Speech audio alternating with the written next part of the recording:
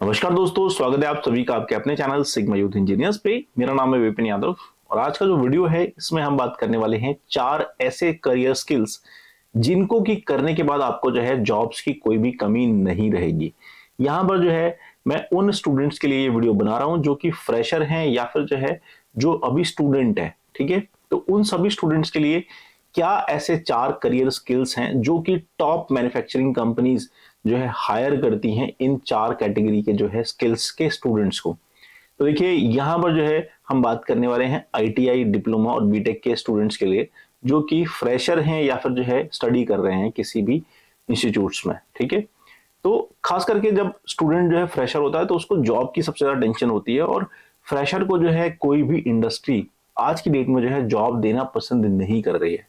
वो चाहती है कि हमें जो है पहले से स्किल्ड जो है मैन पावर मिले, अच्छे जो है स्किल वाले जो स्टूडेंट्स हैं वो हमारे पास आए तो हम उनको जो है इजीली ट्रेन कर सकते हैं अपने इंडस्ट्री नॉर्म्स के हिसाब से।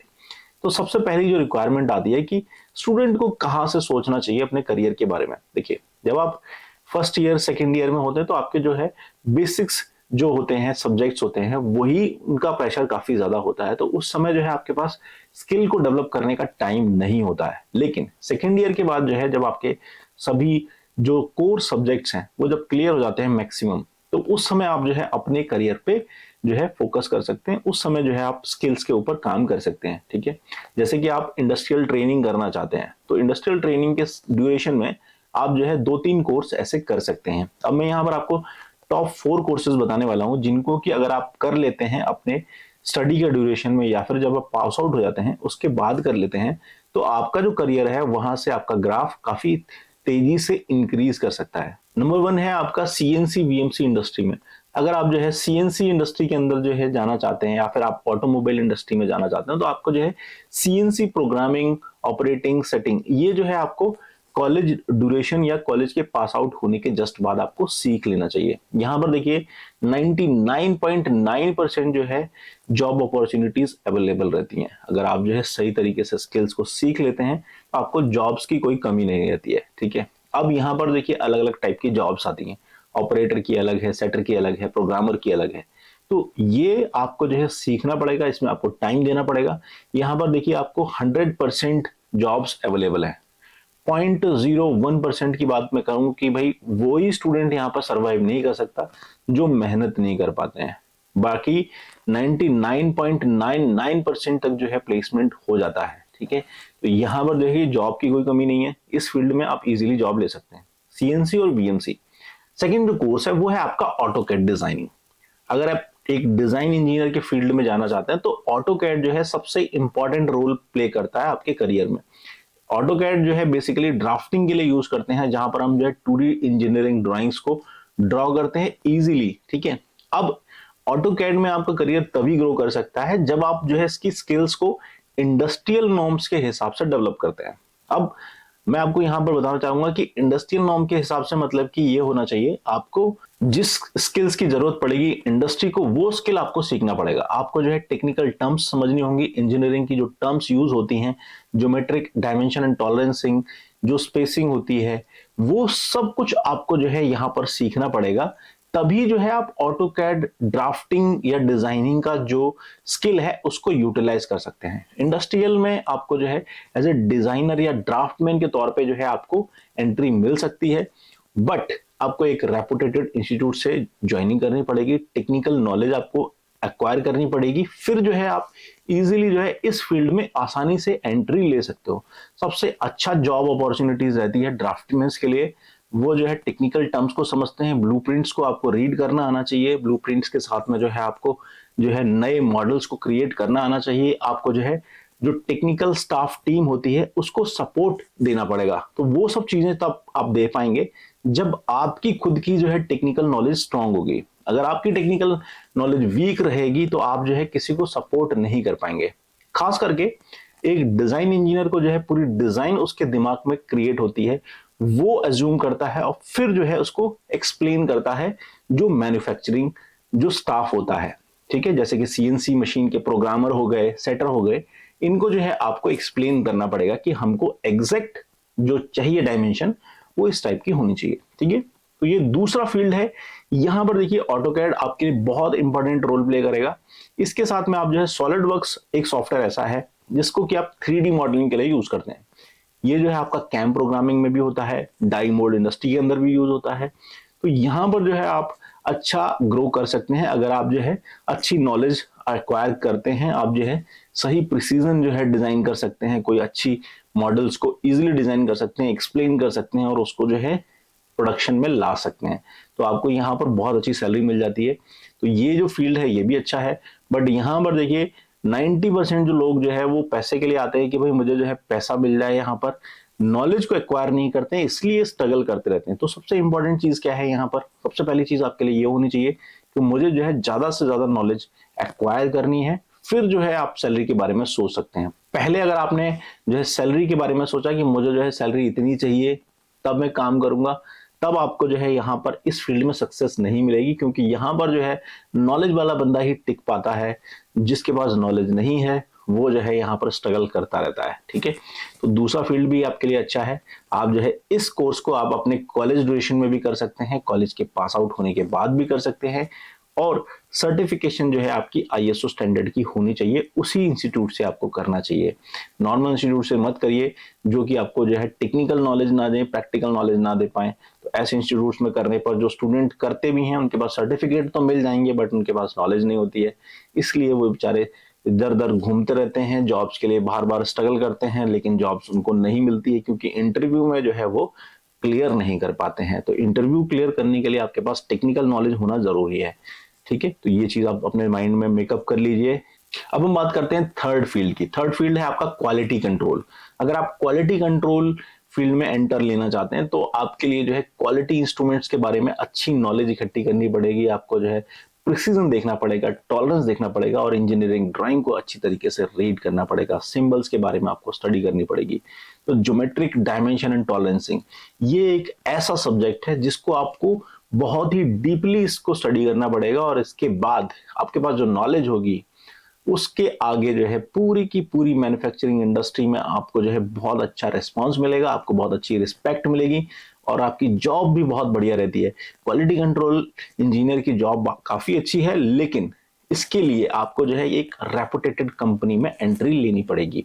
और रेपुटेटेड कंपनी में एंट्री लेने के लिए जो है आपके पास नॉलेज होना जरूरी है, आपके अंदर कॉन्फिडेंस होना चाहिए, तभी जो है इस फील्ड में सक्सेस कर सकते हैं। अगर आप एवरेज हैं अपने कम्युनिकेशन स्किल्स में तो आप इस फील्ड में एंट्री ना लें। पहली चीज आपको यह देखना पड़ेगा कि आपके अंदर स्किल है नहीं है। समझिए, कम्युनिकेशन स्किल्स का मतलब यह है कि अगर आपने कोई चीज सीखी है तो उसको जो है आपको सामने वाले को एक्सप्रेस करना आना चाहिए। ठीक है, टेक्निकल जो टर्म्स आपको पता है वो आपको बताना पड़ेगा कि आपको जो है ये चीज चाहिए। ठीक है, तो यहाँ पर सबसे ज्यादा जो है आपका डिस्कशन होता है कस्टमर एंड पर भी होगा, यानी कि एक कस्टमर से दूसरे कस्टमर के बारे में आपको जो है डील करना पड़ेगा, उनके साथ में जो प्रॉब्लम्स आएंगे उनको रिजॉल्व करना पड़ेगा और प्रॉब्लम्स को रिजॉल्व करने के लिए आपको नॉलेज की बहुत जरूरत पड़ेगी।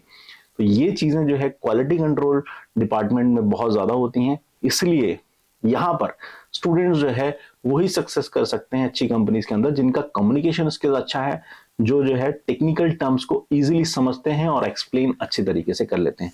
तो आपको ये चीज ध्यान रखनी होगी कि जो लोग जो है कम्युनिकेटिव अच्छे हैं, जिनका रिस्पॉन्स अच्छा है, तो वो लोग यहाँ पर अपनी ग्रो कर सकते हैं। लेकिन जो लोग कम्युनिकेट नहीं कर पाते हैं, हेजिटेट करते हैं, थोड़ा सा इंट्रोवर्ट टाइप के होते हैं स्टूडेंट्स, उनके लिए थोड़ी सी दिक्कत आती है क्वालिटी कंट्रोल में। तो यहां पर आप क्या कर सकते हैं, दूसरा फील्ड चूज कर सकते हैं। आपके लिए देखिए सीएनसी इंडस्ट्री है जहां पर जो है आपको किसी से कम्युनिकेट करने की जरूरत नहीं है। आप इंट्रोवर्ट भी हैं तो भी कोई दिक्कत नहीं है, आप टेक्निकल स्ट्रांग हैं, आप अपने कंपोनेंट को इजीली डिजाइन कर सकते हैं सही एक्यूरेसी के साथ में, तो आप जो है सीएनसी प्रोग्रामर में जा सकते हैं। ठीक है, अब हम बात करते हैं फोर्थ स्किल्स के बारे में कि भाई फोर्थ स्किल के लिए हमें कैसे डेवलप करना पड़ेगा। चौथा जो सबसे इंपॉर्टेंट रोल प्ले करता है वो होता है कि पूरे के पूरे मैन्युफैक्चरिंग प्लांट के ऊपर आपका कंट्रोल कितना अच्छा है। कंट्रोल बनाने के लिए जो सबसे इंपॉर्टेंट डिपार्टमेंट आता है वो है आपका प्रोडक्शन प्लानिंग एंड कंट्रोल। ये जो है डिपार्टमेंट ऐसा है जिसमें आपको सारे फील्ड्स की अच्छी नॉलेज है, तो आप इस फील्ड में एंटर कर सकते हैं। यहां पर पैसा अच्छा है, नॉलेज अच्छी है, आपका कम्युनिकेशन जो है डायरेक्ट मैनेजमेंट के साथ में होता है, डायरेक्ट स्टाफ के साथ होता है, अलग अलग डिपार्टमेंट्स के साथ में होता है। तो सेंट्रल यूनिट में अगर आपको काम करना है, आपको लगता है कि भाई मैं जो है पूरे के पूरे मैन्युफैक्चरिंग प्लांट के साथ में मेरा कम्युनिकेशन अच्छा बन सकता है और मैं यहां पर जो है रूल कर सकता हूं, तो आप जो है प्रोडक्शन प्लानिंग एंड कंट्रोल की तैयारी कर सकते हैं। इसके लिए जो है आपको स्किल्स की जरूरत पड़ेगी, वो मैं आपको बता देता हूं। आपको प्रोडक्शन की भी नॉलेज चाहिए, आपको मटेरियल की भी नॉलेज चाहिए, आपको क्वालिटी की भी नॉलेज चाहिए, आपको डिजाइनिंग की भी नॉलेज होनी चाहिए। तभी जो है आप इस फील्ड में अच्छा पैसा कमा सकते हैं, बहुत ही रिलैक्स रह सकते हैं। बट इस फील्ड के लिए आपको जो है काफी सारी नॉलेज जरूरत पड़ेगी, यानी कि ये सब स्किल्स अगर आपके अंदर हैं तो आप प्रोडक्शन प्लानिंग एंड कंट्रोल में काम कर सकते हैं। मेरा खुद का जो एक्सपीरियंस रहा है, मैंने इस डिपार्टमेंट में काम किया हुआ है, काफी अच्छा जो है आपको रेस्पॉन्स मिलेगा, काफी बढ़िया जो है एक्सपोजर मिलता है। सभी डिपार्टमेंट्स के साथ में आपका जो है कम्युनिकेशन होना चाहिए।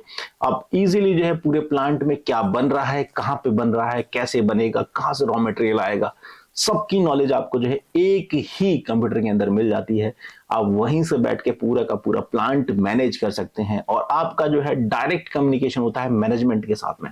तो ये चीज जो है आपको तब मिलेगी जब आप प्रोडक्शन प्लानिंग एंड कंट्रोल में जाएंगे। अब प्रोडक्शन प्लानिंग कंट्रोल के अंदर घुसने के लिए आप क्या क्वालिफिकेशन रखते हैं, ये चीज मैं आपको बताता हूँ। सबसे पहली चीज है आपकी एजुकेशन। एजुकेशन आपको चाहिए मिनिमम, आपके पास डिप्लोमा इन मैकेनिकल इंजीनियरिंग होना ही चाहिए, ठीक है, या फिर आपके पास बीटेक इन मैकेनिकल इंजीनियरिंग है, तो आप मल्टीनेशनल कंपनीज के अंदर इजीली एंटर ले सकते हो, ठीक है।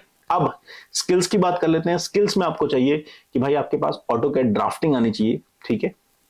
दूसरा, प्रोग्रामिंग आपको आनी चाहिए, मशीन के बारे में आपको जो है नॉलेज होनी चाहिए, ठीक है। तीसरा जो है आपका रॉ मटेरियल के बारे में आपको पता होना चाहिए, यानी कि कौन सी मटेरियल ग्रेड, किस मटेरियल ग्रेड का जो मटेरियल है वो कहां पर यूज होता है, कौन कौन से प्रोडक्ट्स बन सकते हैं, ठीक है। इसका जो टाइमिंग है वो कैसे पता चलेगा कि कितने टाइम में हमको बनाना है, ठीक है। और कौन कौन से रिसोर्सेज हैं, रिसोर्सेज का मतलब यह है कि कितने टाइप की मशीन्स हैं, वहां पर कौन सा ऑपरेशन किया जा सकता है, ये सब आपको जो है नॉलेज होनी चाहिए। और किस क्वालिटी स्टैंडर्ड का जो है आपको प्रोडक्ट चाहिए, ठीक है। तो ये चीज आपको जब पता होगी तभी आप कर सकते हैं। इसके साथ में जो है आपको कम्युनिकेशन स्किल्स, यानी कि आपको जो है टेक्निकल टर्म्स के बारे में पता होना चाहिए और जो है आप कस्टमर से कैसे डील करेंगे, ये चीज भी आपको पता होना चाहिए। तो ये सारी चीजें अगर आपके अंदर हैं तो आप इस फील्ड में इजीली बहुत अच्छे तरीके से जो है इसमें रूल कर सकते हो। सैलरी आपको अच्छी मिलेगी और टाइमली जो है आपको एक्सपोजर मिलेगा। डिमांड बहुत ज्यादा इंडस्ट्री के अंदर है प्रोडक्शन प्लानिंग एंड इंजीनियर्स की। तो ये चीज आप अपने दिमाग में बना के रखिए कि भाई अगर मुझे प्रोडक्शन प्लानिंग में जाना है तो मुझे अभी से तैयारी करनी होगी। एज ए फ्रेशर आप जो है अपने आप को इस तरीके से माइंड मेकअप करिए, टेक्निकल नॉलेज को एक्वायर करिए और ध्यान रखिएगा एक अच्छे इंस्टीट्यूट में आपको अगर गाइडेंस मिलता है ये चीज का, तो आपको आगे जाके इसका बेनिफिट जरूर मिलेगा। तो आई होप ये सब जो स्किल्स हैं ये आपके लिए काम आने वाले हैं। इन स्किल्स को जो है एक्वायर करना स्टार्ट कर दीजिए और फ्यूचर के लिए जो है ज्यादा डरने की जरूरत नहीं है। फ्यूचर बहुत अच्छा है। इंडस्ट्री जिस तरीके से ग्रो कर रही है हमारी, उस तरीके से जो है आपको आने वाले टाइम में इंडिया के अंदर जो है काफी अच्छे पैकेजेस मिलने वाले हैं। मैन्युफैक्चरिंग इंडस्ट्री जिस तरीके से आप ग्रो कर रही है, इंडस्ट्री 4.0 के अंदर जो है ऑटोमेशन पूरी तरह से जो है आ चुका है। अब मैन पावर का जो है काम कम है, स्मार्ट लोगों की जरूरत ज्यादा है। तो आप ये ध्यान रखिएगा, हार्ड वर्क करने की जरूरत नहीं है, स्मार्ट वर्क करने की जरूरत है। अपने आप को जो है उस इंडस्ट्री के जो बदलते हुए स्वरूप में आपको अगर ढलना है तो अपने आप को अपग्रेड करते रहना है, स्किल्स को डेवलप करते रहिए और आगे बढ़ते रहिए। इन्हीं सभी शुभकामनाओं के साथ मैं आप सबसे विदा लूंगा और कहूंगा कि आप अगर एक फ्रेशर हैं तो अपने आप को जो है एक एक्सपीरियंस के रूप में प्रोजेक्ट करेंगे आने वाले टाइम में, तो आप अपने स्किल्स पे काम करना स्टार्ट कर दीजिए। तो अभी के लिए बस इतना ही, मिलते हैं अगले वीडियो में। Thanks for watching video.